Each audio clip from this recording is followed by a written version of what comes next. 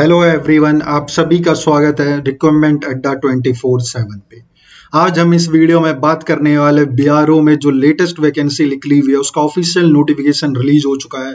उसका offline form apply करने का एप्लीकेशन फॉर्म भी आ चुका है और क्या एलिजिबिलिटी कंडीशंस है अप्लाई करने के लिए, क्या पोस्ट के लिए क्या क्या क्वालिफिकेशन चाहिए, क्या एग्जामिनेशन में क्या सिलेबस आने वाला है, उसके बारे में पूरी डिटेल में आज हम इस वीडियो में बात करेंगे।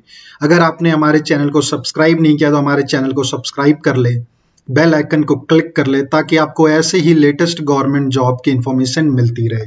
तो हम बीआरओ के ऑफिशियल वेबसाइट पे हैं। आप अगर यहाँ पे आएंगे तो यहाँ पे नीचे एक ऑप्शन मिल जाएगा व्हाट्स न्यू का। यहाँ पे लेटेस्ट वैकेंसी का एक नोटिफिकेशन यहाँ पे रिलीज कर दिया गया है, उस पर आप क्लिक करेंगे तो आप यहाँ पे देख सकते हैं कि जो एडवर्टाइजमेंट नंबर 3 2022 की जो लेटेस्ट वैकेंसी है उसका नोटिफिकेशन रिलीज हो चुका है। इस पे आप क्लिक करेंगे तो ये नोटिफिकेशन, इनका ऑफिशियल नोटिफिकेशन जो है वो ओपन हो जाएगा।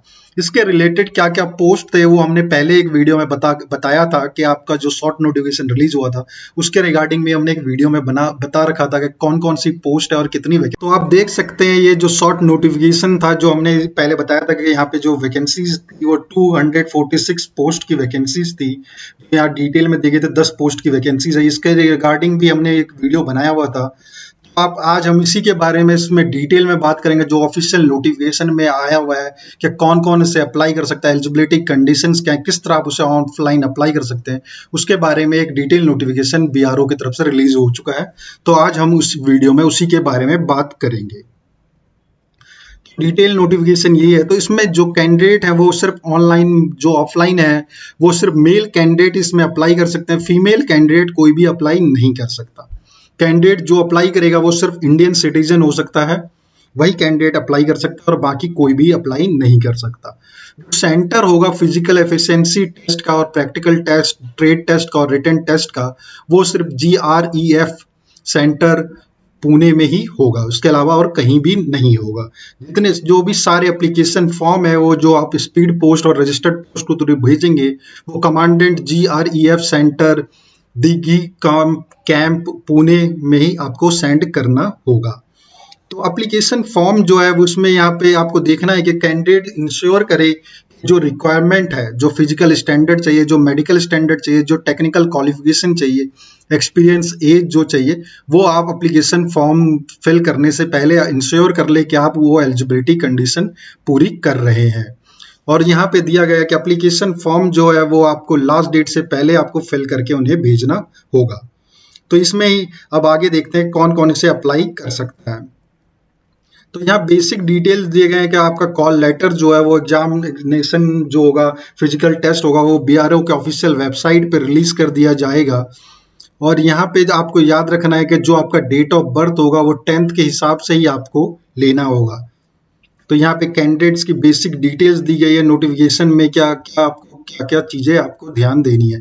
वैकेंसीज जो है वो बढ़ भी सकती हैं, घट भी सकती हैं। वैकेंसीज तो वो बीआरओ के पास राइट्स होंगे, क्या वो आपके वैकेंसीज बढ़ा सकते हैं और घटा भी सकते हैं।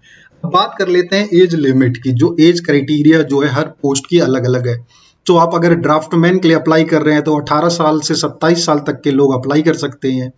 एज रिलैक्सेशन जो है गवर्नमेंट के रूल के हिसाब से हर जो SC ST OBC को दिया जा रहा है वही आपको मिलेगा। सुपरवाइजर एडमिनिस्ट्रेशन के लिए 18 से 27 साल होगा और सुपरवाइजर स्टोर के लिए 18 से 27 साल है। सुपरवाइजर चीपर के लिए 18 से 27 साल है। हिंदी टाइपिस्ट के लिए भी 18 से 27 साल होगा। ऑपरेटर कम्युनिकेशन के लिए भी 18 से 27 साल होगा। उसके बाद जो इलेक्ट्रीशियन की पोस्ट होगी उसमें भी 18 से 27 साल तक के लोग अप्लाई कर सकते हैं। वेल्डर के लिए जो है वो भी 18 से 27 साल तक के लोग अप्लाई कर सकते हैं।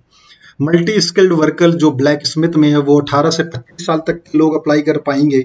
मल्टी स्किल्ड वर्कर जो कुक होंगे वो 18 से 25 साल तक के लोग अप्लाई कर सकते हैं। एज रिलैक्सेशन की बात करें तो अपर और EWS को कोई भी एज रिलैक्सेशन नहीं दिया जाएगा।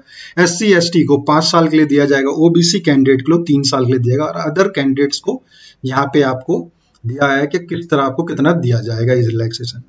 अब याद रखना है जो आपका जो एप्लीकेशन फॉर्म जो है वो फिल करने का 45 दिन के अंदर आपको एप्लीकेशन फॉर्म फिल कर लेना है।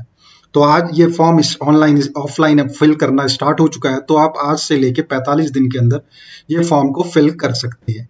अब यहाँ दिया जा रहा है कि आपका जो कॉल लेटर होगा जिसमें आपके कुछ सर्टिफिकेट के बेस पे आपको परसेंटेज मार्क्स दिए जाएंगे, जो आपका वेटेज किया जाएगा, वो आपको यहाँ डिटेल में दिया गया है। अगर सन ऑफ सर्विंग या रिटायर्ड जीआरएफ पर्सनल है तो 15% आपको दिया जाएगा।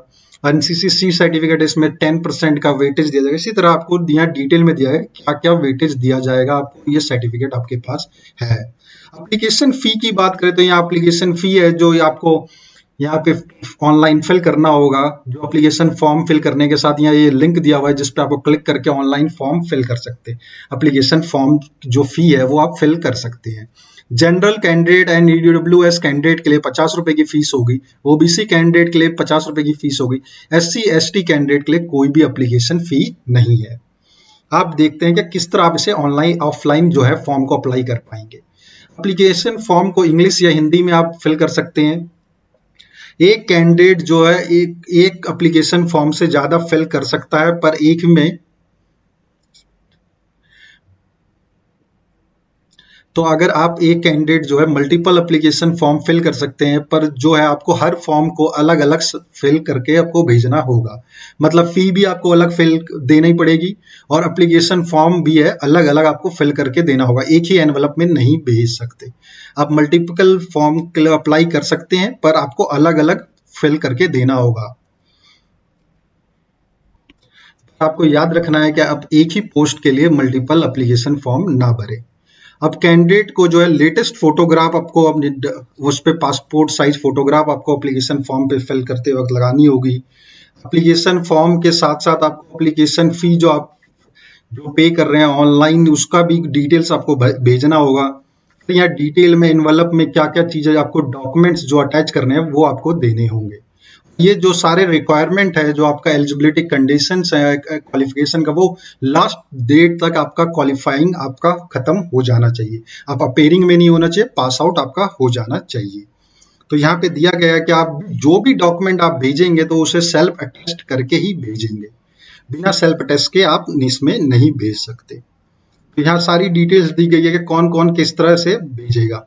और एप्लीकेशन फॉर्म के जो आप एनवलप भेजेंगे उसके ऊपर आपको ये लिखना पड़ेगा एप्लीकेशन फॉर द पोस्ट, किस पोस्ट के लिए अप्लाई कर रहे हैं, कैटेगरी क्या है आपका, और weightage percentage in essential qualification में आपका कितना होगा, वो एप्लीकेशन फॉर्म पे आपको लिख करके देना होगा जो आपका वेटेज परसेंटेज है क्वालिफिकेशन में। और यहाँ पे दिया गया है कि आपको 45 दिन का टाइम दिया जाएगा जो उनके रजिस्टर्ड आपको स्पीड पोस्ट या रजिस्टर्ड पोस्ट से आपको भेजना होगा। अपना एप्लीकेशन फॉर्म आपको ऑफलाइन फिल करके भेजना होगा। यहाँ डिटेल दिया गया है कौन कौन से फॉर्म को रिजेक्ट कर दिया जाएगा, उसकी ये नोटिफिकेशन दी हुई है। और यहाँ पे डॉक्यूमेंट जो आपको यहाँ पे रिक्रूटमेंट के टाइम जो ऑनलाइन जो होगा रिक्रूटमेंट प्रोसेस होगा उसमें ओरिजिनल आपको क्या क्या लेके जाना है। अभी तो आपको एप्लीकेशन फॉर्म के साथ प्रिंट आउट और सेल्फ अटेस्ट करके लगाना होगा, फिर जब आप सेलेक्ट हो जाएंगी उसके बाद क्या क्या ऑनलाइन डॉक्यूमेंट आपको लेके जाना होगा। यहाँ पे दिया गया कॉल लेटर आपको कैसे इशू किया जाएगा और मिनिमम 10 टाइम्स ऑफ वैकेंसीज के हिसाब से कॉल लेटर इशू होगा। ये सारी डिटेल्स आपको यहाँ पे देखने को मिल जाएगी। और रिटन एग्जाम जो होगा ब्लू और ब्लैक पेन से आप कर सकते हैं, पेंसिल को कोई यूज नहीं होगा। और जो यहाँ पे कैंडिडेट हैं वो अपर कैटेगरी ईडब्ल्यूएस ओबीसी को कम से कम 50% मार्क्स लाने होंगे रिटन एग्जाम में, और एससी एसटी को 40% मार्क्स लाने होंगे। यहाँ फिजिकल एफिशिएंसी टेस्ट के बारे में लिया हुआ है, प्रैक्टिकल ट्रेड टेस्ट क्या होगा, एज प्लस एक्सपीरियंस भी है तो आपको उसका भी कंसिडर किया जाएगा। मेडिकल स्टैंडर्ड क्या है उसके बारे में यहाँ डिटेल में दिया गया है कि क्या क्या मेडिकल स्टैंडर्ड है, आपको इसके बारे में यहाँ आपको डिटेल में देखने को मिल जाएगा। सर्विस के क्या कंडीशंस है वो आप इसको पढ़ सकते हैं। वो सारी चीजें आपको यहाँ डिटेल में आपको देखने को मिल जाएगी। और वार्निंग भी है, क्या क्या चीजों का ख्याल रखना है उसके बारे में आपको यहाँ देखने को मिल जाएगा नोटिफिकेशन में। और आगे बढ़ते हैं कि आपके यहाँ पे क्या बेसिक एलिजिबिलिटी कंडीशंस क्या है उसके बारे में आज बात कर लेते हैं। एलिजिबिलिटी कंडीशंस की बात और एक्सपीरियंस की बात करें तो जो ड्राफ्टमैन जो पोस्ट है उसमें आपको 10+2 12th पास आउट चाहिए साइंस सब्जेक्ट के साथ, और साथ में आपके पास 2 साल का सर्टिफिकेट होना चाहिए आर्किटेक्चर या ड्राफ्टमैनशिप में, या तो फिर आपके पास 2 साल का नेशनल ट्रेड सर्टिफिकेट होना चाहिए ड्राफ्टमैन या सिविल किसी रिकॉग्नाइज्ड यूनिवर्सिटी से, और साथ में 1 ईयर का प्रैक्टिस सर्विस एक्सपीरियंस होना चाहिए ट्रेड में।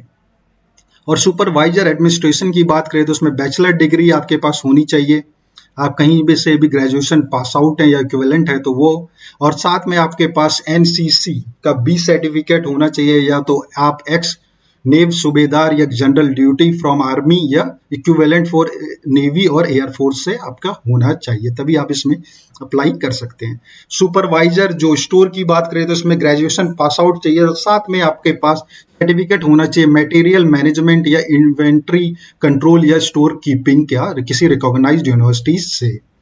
सुपरवाइजर चेपर के लिए बात करें तो इसमें आपके पास साइंस सब्जेक्ट से आपका डिग्री पास आउट होना चाहिए और आपके पास होना चाहिए first class operator chapter as down in defence service regulation में, तो भी आप इसमें अप्लाई कर सकते हैं। या तो आप degree in science pass out है तो आप अप्लाई कर सकते हैं।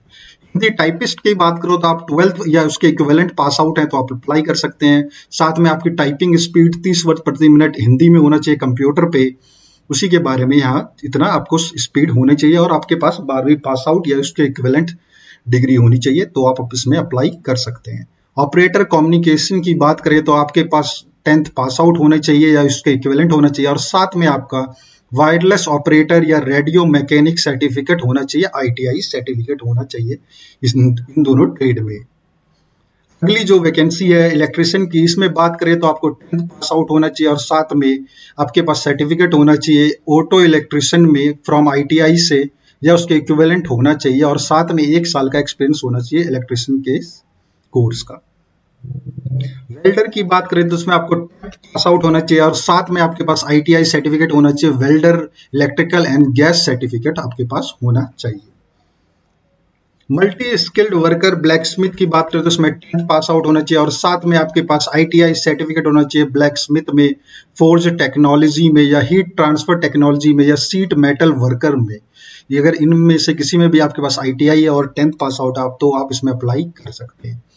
मल्टी स्किल्ड वर्कर के लिए आपको चाहिए आपके पास 10th पास आउट होना चाहिए और साथ में proficiency test in trade to be conduct होगा जिसमें बॉर्डर रोड ऑर्गेनाइजेशन की तरफ से, वो आपको क्वालिफाई होना चाहिए और साथ में फिजिकली फिट होना चाहिए फिजिकल टेस्ट में और साथ में फिजिकली और मेडिकल स्टैंडर्ड पास आपको होना चाहिए। तो बेसिकली आप अगर कुक के लिए अप्लाई कर रहे हैं तो आपके पास 10वीं पास का सर्टिफिकेट होना चाहिए और आपसे आपका प्रोफिशिएंसी टेस्ट किया जाएगा, मतलब खाना या बनवा के देखा जाएगा और मेडिकल फिजिकल टेस्ट आपका होगा। नीचे आएंगे तो आपको यहाँ पे दिख जाएगा सिलेबस, आपको किस सब्जेक्ट अगर ड्राफ्टमैन के लिए अप्लाई करें तो क्या क्या कहाँ से सिलेबस आएगा, उसके बारे में आपको हर पोस्ट के लिए सिलेबस है उसके बारे में आपको देखने को यहाँ पे मिल जाएगा। कौन सी पोस्ट के लिए क्या क्या सिलेबस है वो आपको यहाँ पे डिटेल में देखने को मिल जाएगा। अब बात करें तो प्रैक्टिकल टेस्ट और स्किल टेस्ट जो होंगे उसमें कम से कम आपको 40% क्वालिफाइंग मार्क्स आने चाहिए और हिंदी टाइपिस्ट में टाइपिंग टेस्ट होगा आपका 30 वर्ड्स पर मिनट का हिंदी में कंप्यूटर पे। ऑपरेटर कम्युनिकेशन में क्या चीज का ये प्रैक्टिकल टेस्ट होगा या स्किल टेस्ट होगा उसकी डिटेल यहाँ दी गई है। इलेक्ट्रिशियन में क्या होगा, वेल्डर में क्या होगा, ब्लैक स्मिथ में क्या होगा और आपके पास मल्टी स्किल्ड वर्कर में क्या होगा, मतलब खाना कटवा के बनवा के ये सारी चीजें देखी जाएंगी। बात करें तो पे स्केल की ड्राफ्ट्समैन में आपका लेवल 5 होगा और जो इसमें 29,200 से 92,300 तक होगा। सुपरवाइजर एडमिनिस्ट्रेशन में पे लेवल 4 होगा, इसमें 25,500 से लेके 81,100 तक होगा। सुपरवाइजर स्टोर में पे लेवल 4 होगा, 25,500 से 81,100 तक होगा। तो इसी तरह आपको यहाँ पे सबका पे लेवल भी देखने को मिल जाएगा जो भी इसका पे लेवल है और मोड ऑफ सिलेक्शन भी आपको यहाँ देखने को मिल जाएगा, किस तरह आप सेलेक्ट हो की जाएंगी आपकी और उसके बारे में यहाँ देखने को मिल जाएगा। फिजिकल एफिशिएंसी टेस्ट की बात करो तो आपको 1 मील का रेस होगा जिसमें आपका जो पास होना मैंडेटरी है, 10 मिनट का आपको टाइम दिया जाएगा। तो ये है क्या फिजिकल स्टैंडर्ड क्या होगा, हाइट क्या है वो आपको यहाँ स्टेट वाइज आपको देखने को मिल जाएगा कि कितना आपकी हाइट होनी चाहिए, चेस्ट क्या होनी चाहिए और वेट कितना होना चाहिए मिनिमम। तो आपको स्टेट और डोमाइल वाइज आपको यहाँ पे दिख जाएगा कि आप बिहार से बिलोंग करते हैं, हरियाणा से बिलोंग करते हैं तो क्या होना चाहिए उसके बारे में आप अपने अपने स्टेट के हिसाब से देख सकते हैं। तो देख लेते हैं कि किस तरह आप इसे ऑफलाइन फॉर्म को किस तरह फिल करना होगा। ये इनका ऑफलाइन फॉर्म का फॉर्मेट है वो आपको देखने को मिल जाएगा। यहाँ पे आप किस पोस्ट के लिए अप्लाई कर रहे हैं तो वो लिखेंगे, सीरियल नंबर ऑफ पोस्ट लिखेंगे, जो आपका सीरियल नंबर है 03/2022 वो लिखेंगे। फिर सेंटर ये है आपका, यहाँ पे पासपोर्ट साइज फोटोग्राफ अटैच करेंगे जो 3 महीने से पुराना नहीं होना चाहिए। फिर आप किस कैटेगरी से बिलोंग करते हैं, आपका एजुकेशन क्वालिफिकेशन जो है वो यहाँ पे कितने परसेंटेज है। अगर आपके पास वो जो मैंने बताया था कि कॉलम 15 में आपके पास कुछ सर्टिफिकेट है तो उसके बेस पे यहाँ पे परसेंटेज मिलता है 10 15 वो लिखेंगे, अगर नहीं है तो उसे ब्लैंक या जीरो लिख देंगे।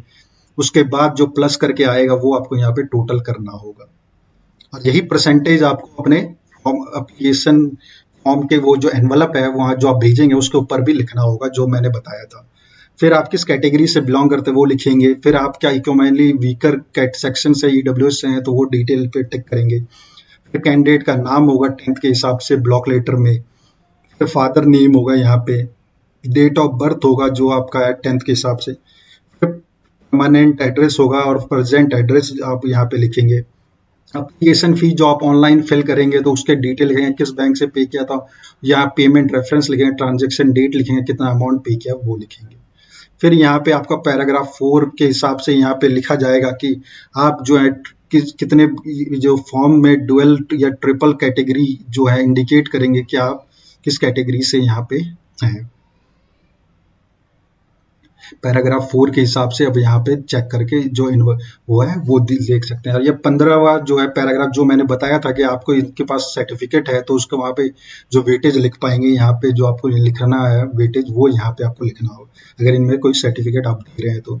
अगर नहीं है तो नो पे टिक कर देंगे, और आपके पास कुछ नहीं है तो यहाँ पे अगर इफ यस कर रहे हैं और स्टेट लेवल है, डिस्ट्रिक्ट लेवल है, सेंट्रल लेवल है, यूनिवर्सिटी लेवल है, उसके बारे में यहाँ डिटेल लिखनी होगी।